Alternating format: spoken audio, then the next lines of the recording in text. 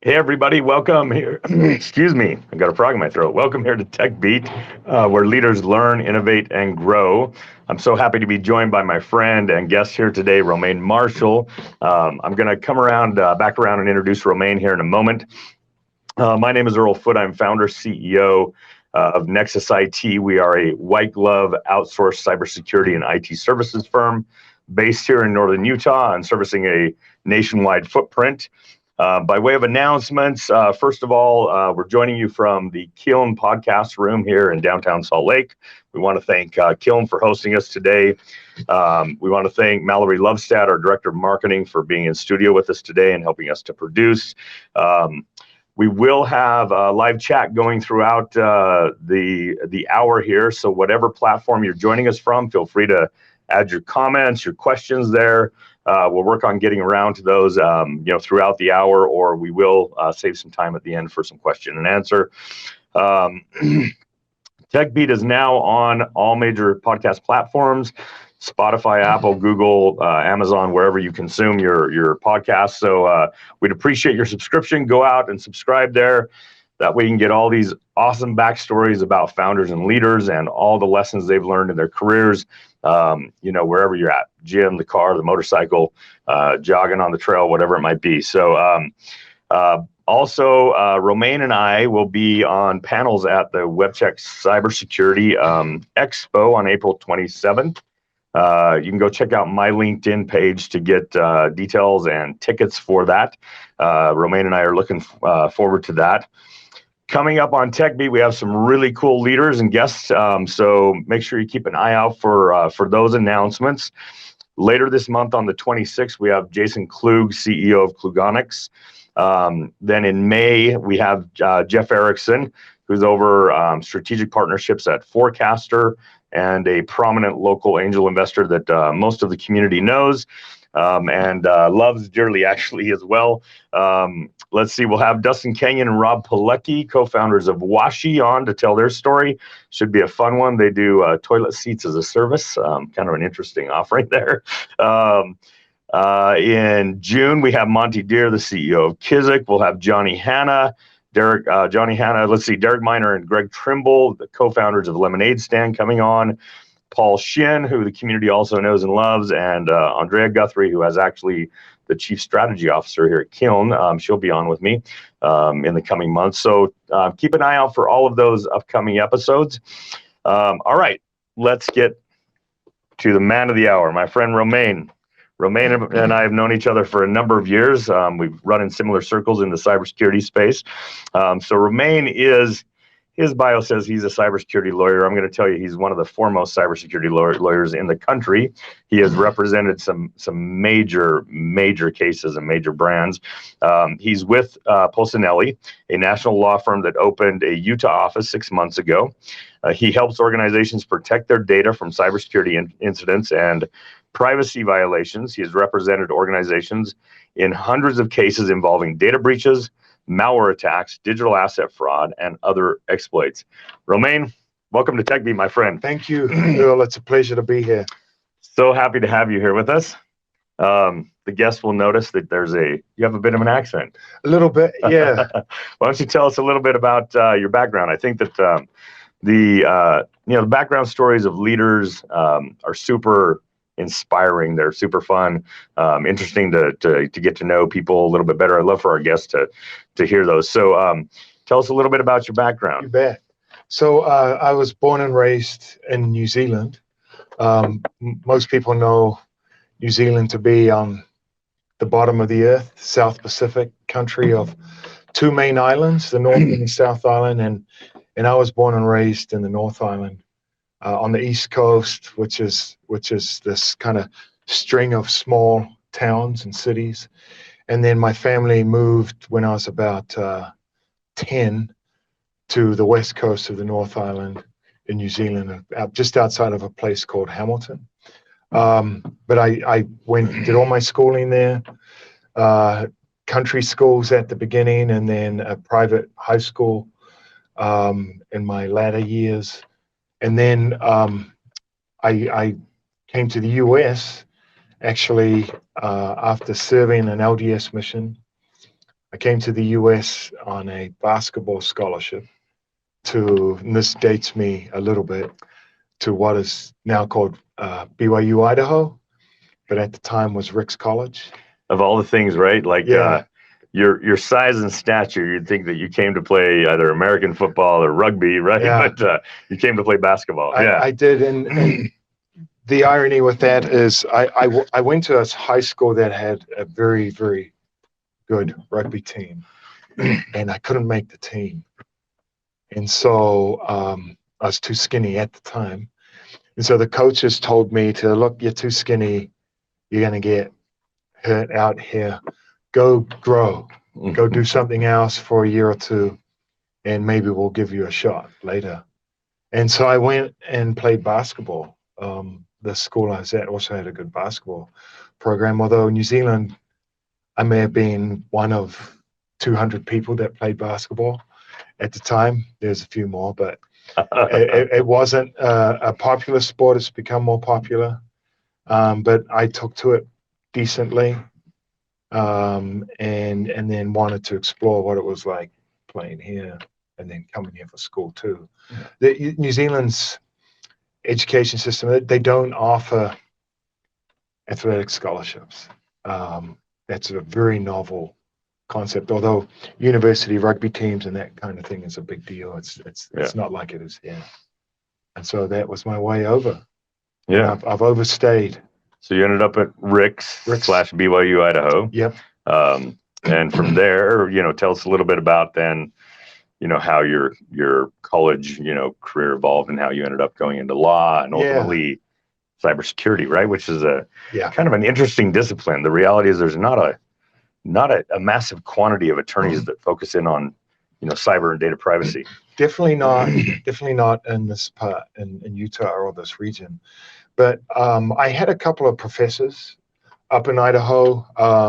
Political science was my major, who encouraged me to look into law school. I didn't grow up around lawyers. I didn't know in detail what lawyers did. All I knew about lawyers was the American TV shows, Law and Order, LA Law, Ally McBeal. Yeah. Those kinds of shows, and it looked fun. Of course, what they did, the way they portrayed it. Mm-hmm. But I never gave it serious thought until professors nudged me in that direction. Mm-hmm. And then when I transferred down to BYU in Provo, they have a pretty established pre-law program there, or at least a career services office that talks about it. But even then, I wasn't seriously considering it. It was just trying to get through one semester at a time in my major with political science. And it wasn't until 2 weeks before the cutoff was for the application deadline that I thought about it seriously. Quickly got my application in, took the LSAT, and then just walked across the street. Graduated with my degree. BYU's law school is, at the time and still is, one of the best in the country for value. Mm-hmm. I think it's a top 20 law school now, but what stood out to me at the time, I was a foreign student. Yeah. I lost my athletic scholarship due to an injury, and I was essentially a migrant worker for those last 2 years of my undergrad. And so I was just looking for a law school that was economical, and BYU ticked that box. With a decent reputation, and with a decent reputation. A reputation that got better after I left. Yeah. But I went. Is that because you left? Yeah, because I left. Okay, now we can start focusing on improving our reputation. But so I went there 3 years at law school. For those that don't know, it's very theory based. Yeah. And law school was based on a casebook method, which is, and this has been popularized by shows, The Paper Chase and others. It's all about the Socratic method and being prepared for class every day to get called on. And to get called on about your reading of the material and what you think, or wherever the professor drives the conversation. So it's a very narrow way of learning the law, but it's useful because it's intense. Yeah. Yeah. And so there's a rigor that's required and is developed and most useful for when you practice. It's the rigor. It's not the theory and what you learn, because at least for me, that all went out. It's kind of cram and be ready. Yeah. Cram and be ready. In one ear and out the other by the Yeah. end of each semester. Yeah.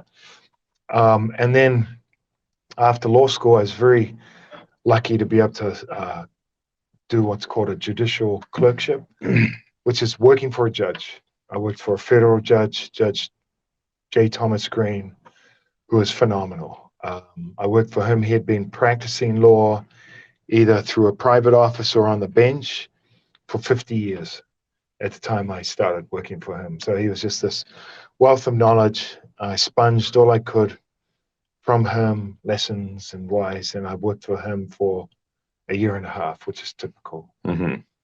And then I started my private law firm career at Curtin and McConkie, which is a historical and very strong, good foundation firm. Prominent firm here in downtown Salt Lake. Yeah. Here in Utah. Very well known. Yeah. And I got a terrific start to my career there. And commercial litigation. For those that don't know, commercial litigation refers to, essentially it's business disputes. I still don't know why they call it commercial litigation. So I had people ask me, so you fight about TV commercials? Why is it called commercial litigation? It means it in the very broadest of contexts. Commercial is in relation to any kind of dispute that could end up in court or before some kind of tribunal, administrative judge, arbitration or mediation, anything like that. That's what I started my private career, private practice doing, and worked with some excellent attorneys and had some good cases doing that for a couple of years. Then I joined Holland and Hart. Holland and Hart is another great firm and has a regional footprint.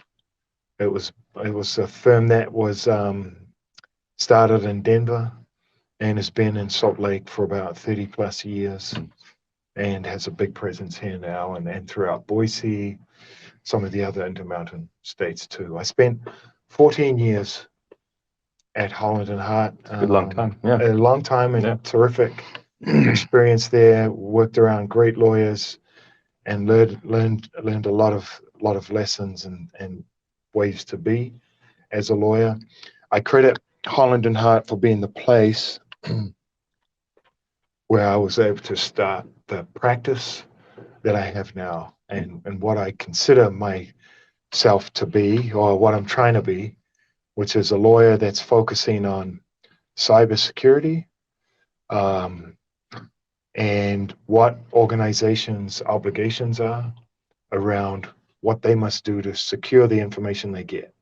Not just personal information, but also other types of regulated information that relates to their employees' healthcare, insurance plans, and more specifically, lately, critical infrastructure. Yeah.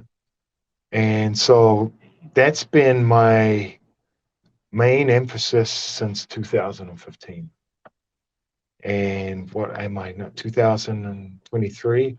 8 years. 8 years. I hope to be doing this for another 15 to 20 years, practicing law. And I hope to be practicing law in the area of cybersecurity, but a little broader than that. Just in the last few years, I've broadened my cybersecurity practice to also include data privacy, which are those laws that relate to what an organization must do once they have information and use it. Cybersecurity is all about what an organization must do to secure it. Yeah. Okay, now that we have it and it's secure, what can an organization do with it? And you see this in privacy policies, privacy notices, on websites. At the bottom of a web page, there'll be a privacy policy. And then you'll start seeing more and more of more and more litigation as a result of data privacy as those laws spread across the country. Utah is one of 5 states that passed a consumer privacy law in the last couple of years, and I think most states will follow in the next 3 to 5 years. And that's something we might dig into a little bit later too. Interesting, and I think very relevant. California was the first, right? CCPA was the first Consumer Privacy Act. Yes. And then Utah, were we 4th or 5th? Didn't Connecticut do it about the same time as we did? You're right. Yeah. Colorado, Virginia, and then Utah and Connecticut. Was very close behind. I think so. Since I've moved to focus on a technology practice and disputes that arise in some of those narrow contexts, like cybersecurity and data privacy, Utah's been massively progressive when it comes to data and technology. They've passed, of course, that Consumer Privacy Act, but a year or two before that, they'd passed the Computer Abuse and Data Recovery Act. It's a statute that creates some rights generally for employers who have employees that steal their information when they go to a new employer.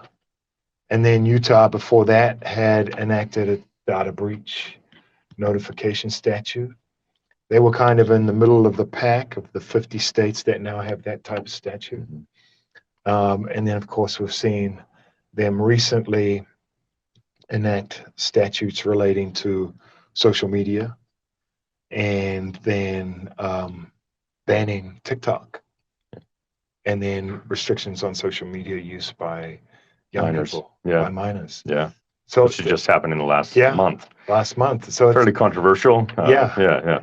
Controversial, bold, well-reasoned. For the most part, in my view. And the beauty of the U.S. and our system here is there's 50 states who can enact laws that are similar or exactly the same or just do nothing. And so you have this patchwork approach to technology, data, and the way various legislatures think those things should interact and operate and control our lives. So the U.S., sorry, I'm not from here, but I'm naturalized. And I just have this massive bias in favor of the way our political system and our states are able to govern themselves in their use of technology. Because you get to step back and study the differences, and either personally or as an organization, and then as a country as a whole, take the best parts and hopefully come up with a framework or schemes that work best. I'm getting a bit sidetracked here, Earl. I'm sorry. No, you're good. And we may come back around and talk about some of those, recent Utah regulations and stuff. One that that hits my radar a lot is the Cybersecurity Affirmative Defense Act. Which is, candidly, as we interact with clients and prospects, we find that most don't know about it, but it's actually it can be a really good friend to a business if that business is willing to take a few steps to take cybersecurity and data privacy seriously, and to have ongoing cybersecurity and compliance practices, then that act can actually save their bacon in case in the case of a breach. So and maybe we'll come back around if there's time to talk a little bit more about those things. But let's start to dig into the meat and potatoes here of the conversation, Romaine. So you've been at this 8 years, and it's a rapidly evolving landscape. One of the things I love about cybersecurity is that it's always morphing. It's always changing. Threat actors and their tactics are changing. Vulnerabilities are changing. It's a lot to keep up with. I won't sugarcoat that, but it does keep it exciting. It keeps you nimble. It keeps you on your toes. It keeps you learning all the time, facing and dealing with new challenges. So, but you've got 8 years of history here, which is probably Well, it is the 8 fastest years of evolution in the threat landscape, and it's cybersecurity law and all that kind of stuff. So let's talk a little bit about what the past is looked like for you, and maybe I know we've had sidebars about some pretty interesting cases, and realizing attorney-client privilege, we can't mention names and things like that, but maybe let's tell our guests a little bit about some of those interesting, crazy, fun kind of cases that kind of blindside you, right? Yeah, I think a way to explain the evolution or the ever-changing nature of the threat landscape is to talk a bit about ransomware. Ransomware is a modern twist on an old crime. And in this case, the cyber criminals, instead of taking a family member, a spouse, or children hostage in return for payment, they take your organization's data, or they take your access to that data. And the first iteration of ransomware that I dealt with simply involved encryption. And so a threat actor would get into a client's system, and once in there, deploy encryption or lock you out. And for you to get access back, you needed to buy from them the decryption key. Mm-hmm. And that was ransomware. Maybe my first case was maybe 4 or 5 years ago. And all the threat actors did was encrypt your system so you couldn't get in. But they would do enough to be able to enable you to get to a screen that has the ransom demand. Mm-hmm. And that ransom demand is pay Bitcoin to this account, and we will give you decryption keys. And then the decryption process can take, up to 1, 2 or 3 days for you to work through and unlock your own systems for you to be able to start working. That is if you actually get the software from the threat actor, right? If they provide it to you. Yeah. That is if you don't have any other way to access or break through that encryption, or if you don't have backups. Yep. That was the old way of conducting a ransomware attack and having to deal with it. Mm-hmm. And then a few years Tell us about after ransomware that, 2.0. What's changed? Ransomware 2.0 is basically where the threat actors, rather than just locking you out, they will go into your environment and ferret around to find where the data that's most sensitive to you is, and then exfiltrate it. And then show you what they've exfiltrated, lock you out, and say, pay ransom to this Bitcoin account, or else we're not only going to not give you a way of decrypting that encryption, we're also going to post the data we took on a public website, like GitHub, WikiLeaks. And I believe some of these gangs, some of these cyber criminal groups have set up their own websites to be able to just post the data that they've stolen. Yeah.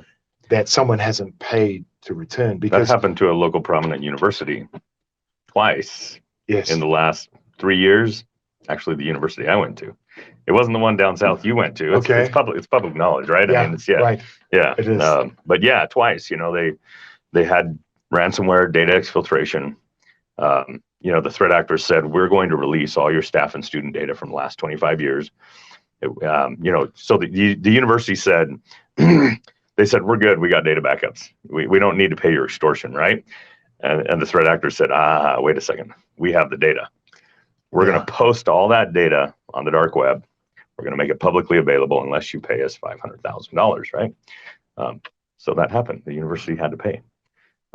Go ahead. I interrupted you, but that's a good vivid example. It brings to mind another recent example that was had where same processes, exfiltration, encryption, demand, and then what we're seeing in the demand process, unfortunately, is an added layer of torment is if the victim organization decides not to pay because they've got backups and or because for whatever reason they don't want to make that amount or they don't want to embolden, I would say, that nefarious ecosystem, there are threat actors that will notify the victims of the data that's been posted publicly. Or let's say it's in a university context you gave, there are instances where the threat actors have been calling students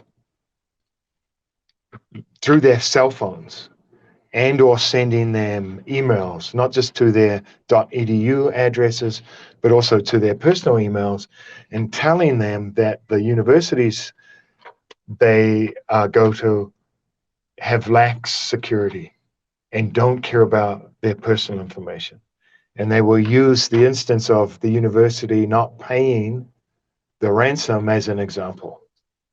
And so I've seen emails where they were posing the questions to the students about, did you know that your university does not care about your personal information? Yeah. Yeah. You know, just to get the attention of the students, what is this? What are they talking about? And then go into detail about their experience with the university as a criminal group to try and extort, and that's what it is. Yeah. It's extortion. It is extortion. To try and extort a payment. Yeah. Yeah. So it's become more sinister, and unfortunately, it's highly profitable. Highly profitable. To the point of, you've heard of software as a service. Yeah. There's now RAS, Yep. or ransomware as a service. Isn't that crazy? It's just insane. I mean, it's become an ecosystem that has become commoditized on the dark web. Yeah. And certain cyber criminals will simply sell access. Hey, we just dropped malware into this organization. Yeah.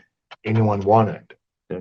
You think about, for example, cases like Lapsus, where they find this network of teenage kids, Yes. 13, 14, 15-year-old kids Yep. in their underwear in their parents' basements buying ransomware as a service on the dark web for $2,500 with a hotline, right? Tech support included. Yep. We're going to help you deploy your ransomware. We're going to help you get your payments, right? And they do it, right? And their Lapsus was, speaking of sinister behavior, these kids had very little scruples, right? They were doing some pretty sinister kind of stuff and going after, there has been some honor among thieves per se, in the cybercrime kind of circles, that oftentimes most groups have said, okay, well, infrastructure or healthcare and things like that, we don't want to do anything that puts human life at risk. But you've seen an evolution in the past 24 months where some groups are like, we don't care, right? We don't care. We just want monetary gain. Yep. Yeah. Yep. They're just out to profit, and because the systems that they rely on enable it, and they've been able to do it, and it's going to continue, unfortunately. But we are seeing, with the help of new government strategies, more tightened regulation, and also an attempt by the government to reach out and involve the private sector more in the fight against cybercrime and cyber criminals, because a lot of them are backed or enabled by other countries. Sure. There's more of a reach out to the private sector for help. And I think that bridging of the gap between public and private is going to pay dividends. And that we should, over time, see less ransomware incidents, or less ransomware incidents of the kind we've seen. Yeah. That have impacted retail, hospitality, healthcare, nonprofits, universities, construction. Yeah. and so forth. Even Unfortunately, LA school district. LA school district, They were taken down for weeks. the city of Baltimore, the city of Atlanta, multiple municipalities, San Francisco, have had to deal with it. I hope and see less of that happening, just slightly. Yeah. But on the flip side, there potentially being more ransomware attacks on critical infrastructure. Maybe you could tell us a little bit more about, and the critical infrastructure, that's the scary stuff, right? We saw that with Colonial Pipeline. We saw it with the JBM meets, ransomware, attacks. But so you're referencing, the public-private sort of, partnerships. The Biden administration, was it this year? Yeah, it was this year, just a couple months ago. Yeah. Kind of an extension of CISA has, issued a new act. Can you tell us a little bit more about what that's about? Yeah, you bet. So many of us remember, at least vaguely, Colonial Pipeline ransomware incident that happened in March of 2021. And for us here in Utah, the way we would have learned about it, not directly, but it's just through the news, which is the Northeast suffered a shortage of gas because Colonial Pipeline was hacked and a ransomware was deployed. And demand, I think it was 5 million or more, was made, and for Colonial Pipeline to get access back to their information systems, to the IT, they needed to pay, is what the demand said. But out of an abundance of caution, Colonial Pipeline also shut down its operational technology. Operational technology, or OT, is the computerization of things like pipelines and electrical grids. Those things that aren't just to process our information like our data, but those sensors, those technological capabilities that run stuff, traffic lights, certain renewable energy facilities, and so forth. So back then, March, that was a wake-up call, because in 17 states on the east and south, they went into state of an emergency because they were worried about gas storage. There were runs on gas stations. Our prices here in the Western U.S. went up, Went up. And then that kind of kicked federal government into a higher gear. And about a couple of months later, President Biden issued an executive order that I characterize as basically being, this has got to stop. Being a memo setting forth what the federal government was going to do within itself, and then as a way to reach out to the private sector and ask them to do also. And so what you saw over a series of days, weeks, and months for about 18 to 24 months from May of 2021 is all of this new regulation, all of these new standards and guidelines relating to critical infrastructure. And just the way I loosely define in my own mind what critical infrastructure is the government has defined it as being 16 sectors. But in my mind, when I think about those sectors or who may fall into that, I try to imagine there being a shortage on anything that would impact national security and the economy and national prosperity. So 16, some of the easy ones that we can understand are transportation, oil and gas, water and wastewater facilities, financial institutions, education, healthcare. But there are also some sectors that fall into the 16 that include nuclear, the defense industrial base, emergency services. So calling a 911 or a dispatch is an example of a critical infrastructure sector or subsector or group that's now governed by these new regulations that were spurred by President Biden's executive order. A lot of these existed, but they weren't as developed or enforced as they are now and as they will be going forward. So if you ask me if you were to say to me, what kind of cybersecurity lawyer are you trying to be? It would be, I'm really trying to be whatever's most relevant in the cybersecurity space. But to me right now, that is critical infrastructure because of the executive orders, the newness of the laws that are coming. Yeah. And then also Web3 and blockchain. Yeah.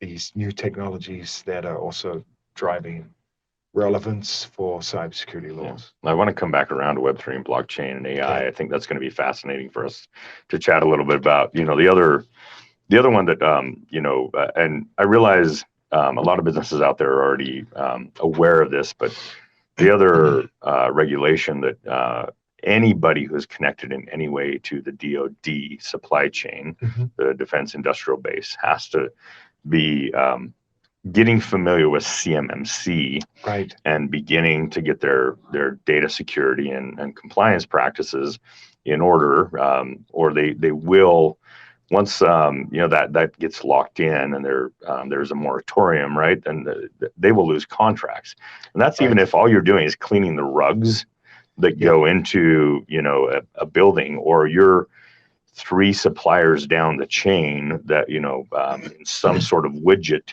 that gets sold to the DoD for an F-Series fighter or something, right? Yes.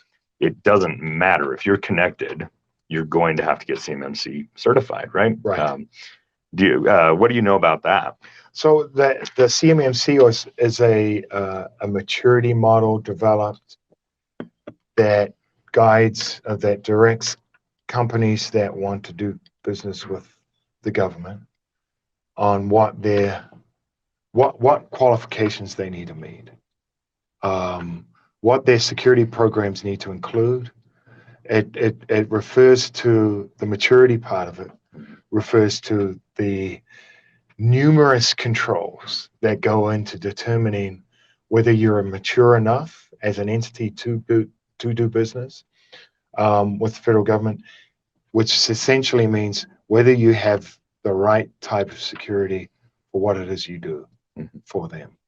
And so I can localize and broaden the application of that maturity model a little bit by referring to that new act, that Utah law you discussed, which is the Utah Cybersecurity Affirmative Defense Act.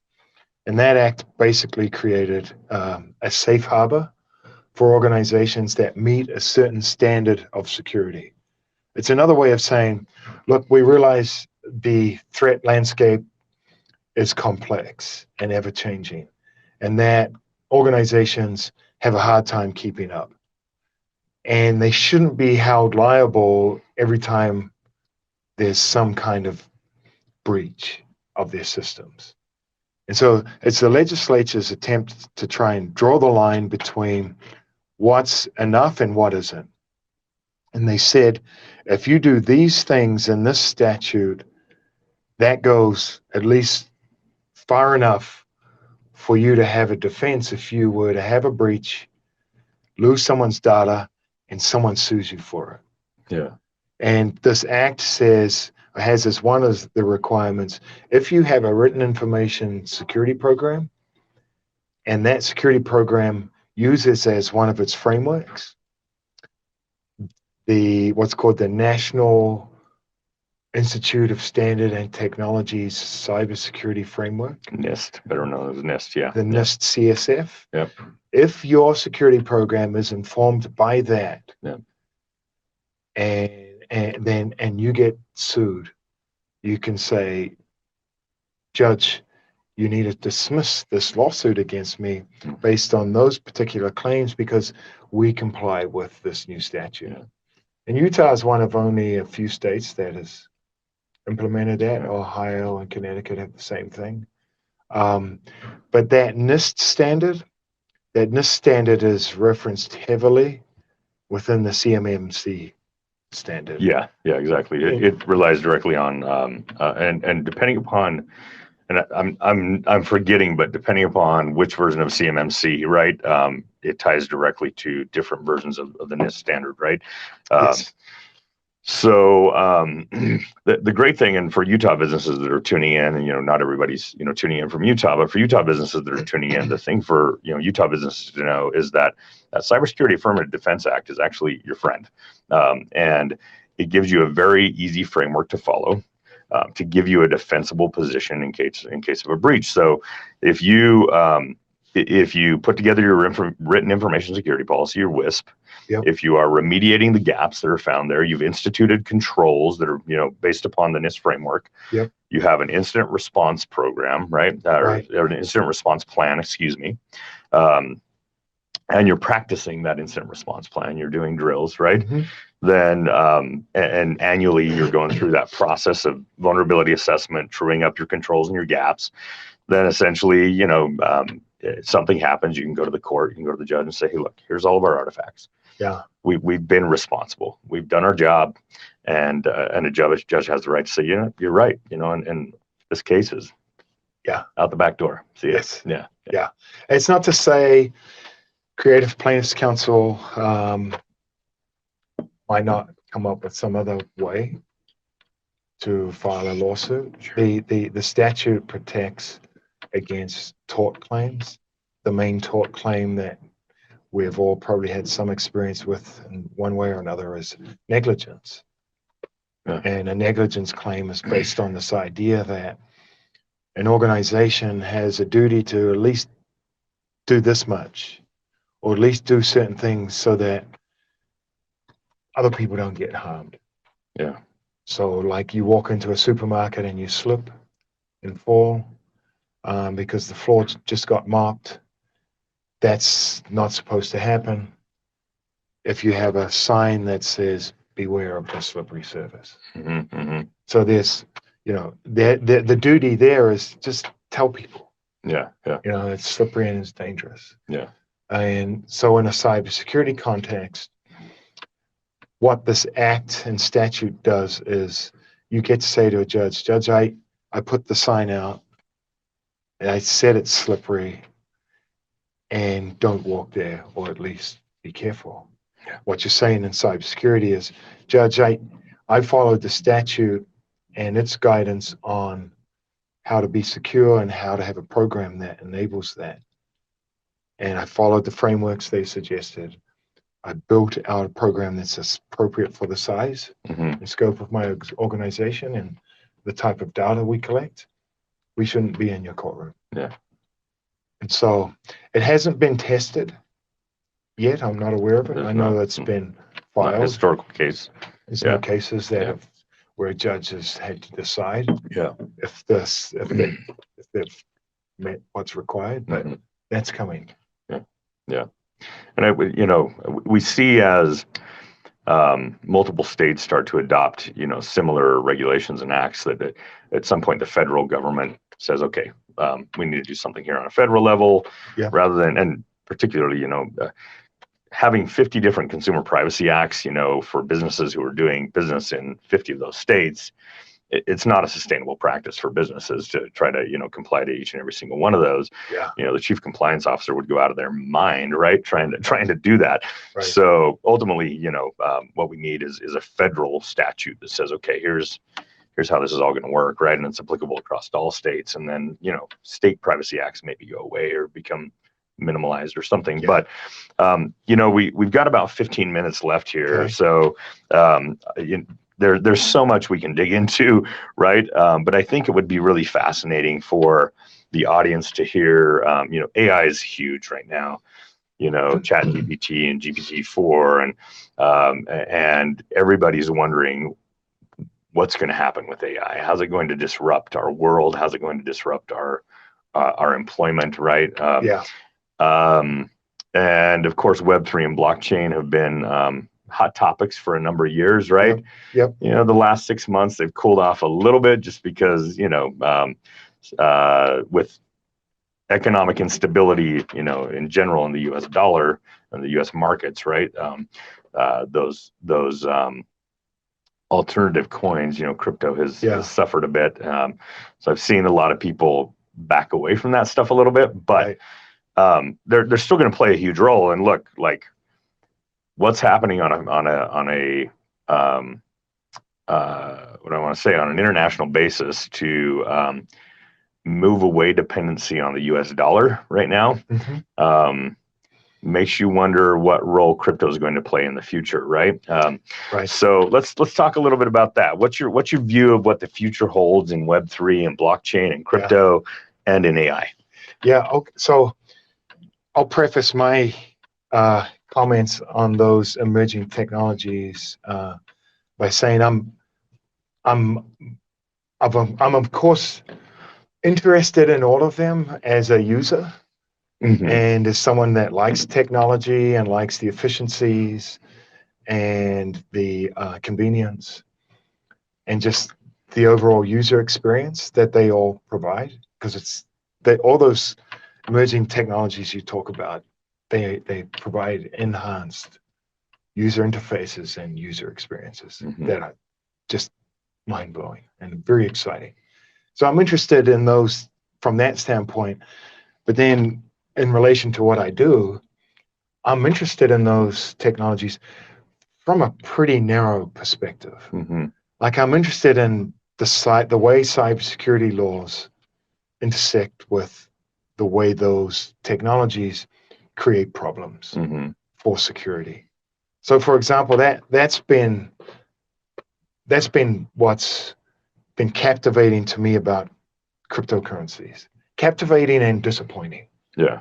Is initially I got into that area to help clients understand how they can properly deploy it and use it within their organizations and their data life cycles, but had no idea at first, and nor did they, how cyber criminals also love cryptocurrency. And as a result, how it's become regulated by such bodies as the Office of Foreign Assets and Control, and how nevertheless there was this push to not have for it to not be regulated. And that to me was a massive mistake. And that's why now cryptocurrency, you won't see me and my colleagues unless our clients have needs relating to that specific Web3 platform or those Web3 platforms. We just don't talk about it as much because we're waiting for the regulation to catch up and make it a good, viable currency option. There's so much else that's exciting in the Web3 space that we can kind of not talk about cryptocurrency for a while. And that's decentralized autonomous organizations, which Utah just passed a statute for. First state in the union. First state, yes, the first state in the union to do it in a way that I believe. A limited DAO, right? Yes, creates more flexibility and enables organizations to not still be on the hook as if you're a general partner in a partnership if you were one of the founders. And then all of these other tax reasons for that. But my main point on that is, Web3 and blockchain technologies have so many other useful use cases. Let's just drilling in quick, and we don't have long, but on the Web3, on the crypto front, right, on the cryptocurrency front, last year, and you probably remember these numbers better than I do, but there were tens of billions of dollars stolen in cryptocurrency in total, through blockchain hacks and different exploits, right? And I know you've represented people. I mean, there are suits happening, right? Because of those things, and you've represented some of those. You've sued some pretty big names, relative to those. There is, cybersecurity is a real consideration in crypto, and that's, I think, one of the common misconceptions I hear is that people say, well, it's blockchain, it's decentralized, it's you can't hack it, it's secure because it resides everywhere, right? That is absolutely incorrect. Right. One of these main arguments made by the platforms that provide the services is decentralized. Therefore, we can't be liable and shouldn't be liable. And users understand that when they sign up for our services. We say it in our terms of service. If you look at safety and security parts of those terms of service, they're often vague or short. But there's also an explanation that usually says we're not liable or can't be. So beware of those risks. However, some of the same platforms also have very centralized features to function. Mm-hmm. And those centralized features lead to a lot of profit and gains by those platforms. A lot of them are hybrid Web 2, Web 3. Yes. Yeah. Yeah. Yeah. And so they blur the lines Yeah. in some instances for convenience. Yeah. And I think that's changing. Yeah. We're seeing some of the major platforms implement security that should have been implemented months, years ago. But because of that, hey, we don't have to, we're decentralized. Because of that argument, they've resisted it. But that happened with eBay, that happened with Amazon, Mm-hmm. that happened with a lot of the search engines. And at the beginning is they were able to say, look, we just provide a platform. We can't guarantee safety and security on it. Mm-hmm. And so if you experience something bad, sorry, it's not our fault. Mm-hmm. Well, that changed for them. Yeah. Pretty quickly. They built up these fraud departments because they also want to make their service trustworthy. Yeah. And not have to rely on others or just roll the dice anytime they do a transaction or sell an ape or coin or transfer funds. Yeah. You know, so security and safety has a ways to go from a governance standpoint. Yeah. But when it gets further and more entrenched and deepened, then I think we'll see crypto come back and make a resurgence like it's doing in the other blockchain spaces through non-fungible tokens. Yep. The big companies relying on that Mm-hmm. for enhanced user experiences. Yeah. And decentralized finance is still a very highly touted way of using Web3 blockchain technologies. So we have some pretty interesting DeFi startups here that are doing Yeah. quite well, in Yep. Utah. We got about 7 minutes left, right? okay. I want to talk more about AI, right? Because I think this is really a fascinating space. Obviously, AI can be and is being and has been used for even the last decade by threat actors. It's been used to hack. It's been used to deploy ransomware. So there are both use cases for AI for nefarious purposes, and there are Yeah. use cases for benevolent purposes, right? And which means that AI will find itself in the crosshairs of the cybersecurity conversation and considerations and data security and privacy, right? Right. What do you see there? What do the next several years hold there for AI and cybersecurity? Yeah. So again, from the cybersecurity standpoint, I can comment a little bit, and I'll also say I'm a little late to the AI train, in that I didn't expect its emergence to be so rapid. Yeah. Like you said, it's been around for over a decade, and Yeah. I know people who have master's degrees. Yeah. Well, we've been, not to interrupt you, but Yeah. we've been using AI in the identification of threats for 8 or 10 years through Mhm. tools that we use as a cybersecurity company, right? Yeah. To help us more efficiently analyze behavior on networks, data and traffic, and then Yep. to tell us, okay, look, this looks nefarious, right? This looks bogus. You Yep. need to take a look at it. It's been around. We've been using it both for, again, it's been used for for benevolent purposes, and it's been used for nefarious. Sorry, go ahead. Yeah. And finish. Yeah. And what's become more prevalent in my mind about where AI is as of November, as opposed to where it was for my practice 2, 3, 4, 5 years ago, is these large language models that have been introduced, and then artificial generative intelligence. Yeah. This idea that AGI will eventually be smarter than us and be able to make decisions based on large language models and the inputs and the data that they rely on to get to that point. Yeah.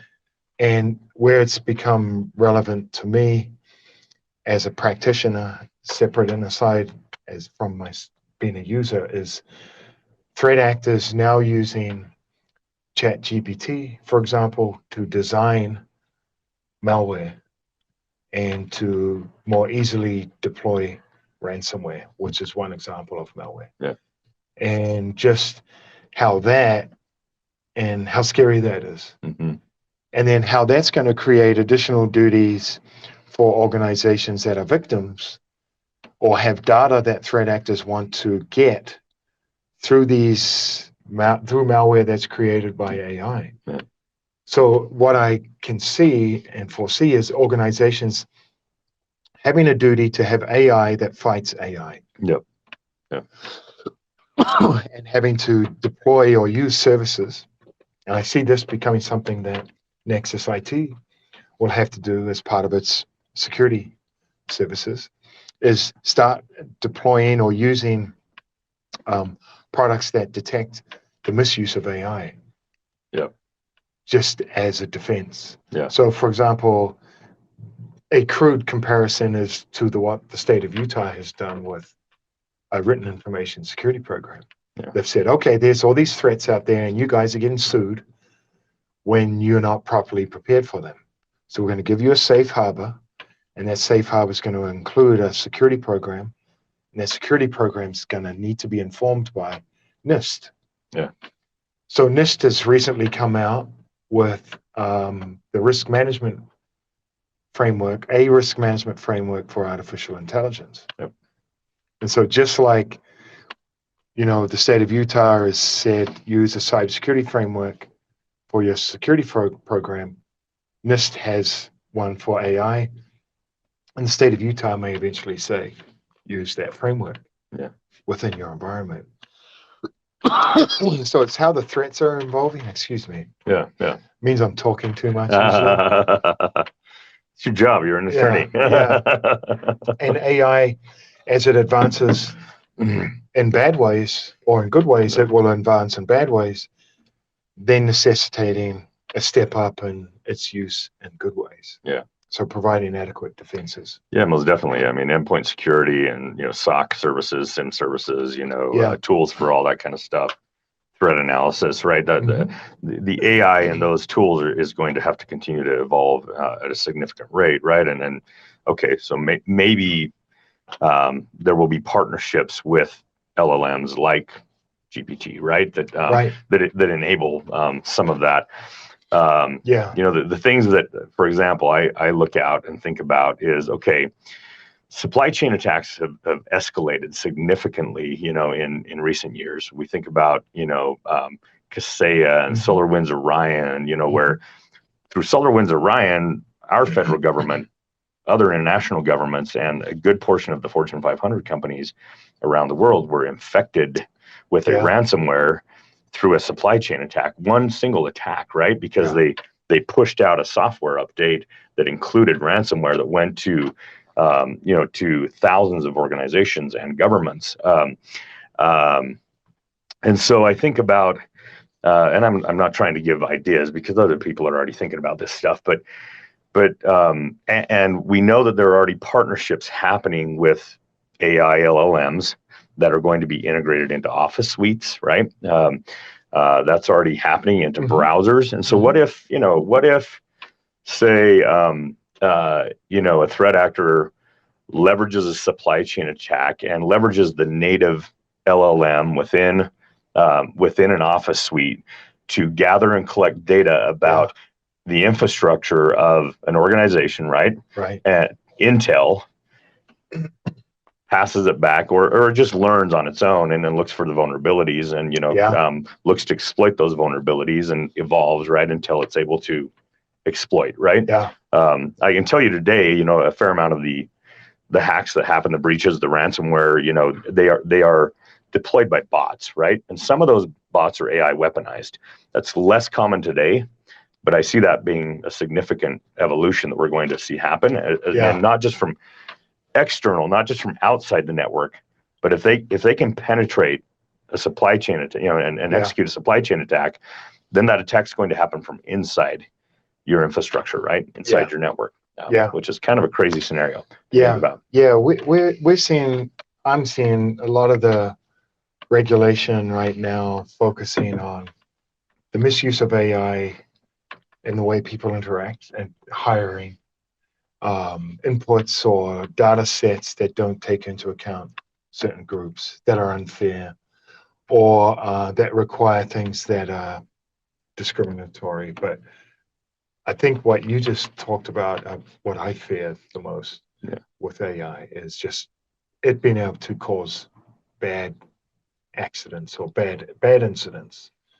And so not as societal or not as pervasive of viewpoints or polarizing people. There's certainly dangers involved in that. But for me, it's AI being used to shut down oil and gas pipelines, shut down grids, to confuse information, to distort information relating to healthcare, financial information, all of that. So we got to keep doing what we're doing, or we're screwed. And so the legislation's got to keep track. It's in the cybersecurity practitioners, data scientists, those technicians have told me legislation or the government's always 5 years behind. The laws are always playing catch up. And so organizations, that's why there's this movement for the public and private to collaborate more, just to close the gap on that 5 years. Laws take too long. Right. We're more nimble in the private sector, right? We're able to move quicker. There's money to be made by being a good defender, and by building software and being at the cutting edge. No, there's no doubt. Romaine, we're a few minutes over time. I want to thank you so much for being my guest on Techbeat, for being my friend, you're for welcome. spending this hour with me. It's been very valuable. I think that the viewers have taken a lot of really great points from this, that a lot of things to think about and go back and ideate around, how they institute some of these ideas within their own practices within their business, right? So again, to our viewership, thank you so much for joining us this hour. We've enjoyed having you on Techbeat. Romaine and I will be at WebCheck Cybersecurity Expo, April 27th. Mallory did post the link to that, so you can go grab tickets in the thread here, or you can go check out my LinkedIn profile. There's more information there about that. Again, keep an eye out for all of the announcements coming up for all the other cool leaders and founders and entrepreneurs that we have coming on Techbeat in the coming months. We appreciate you joining us. We're going to sign off. Everybody have a wonderful afternoon. We'll see you. See you.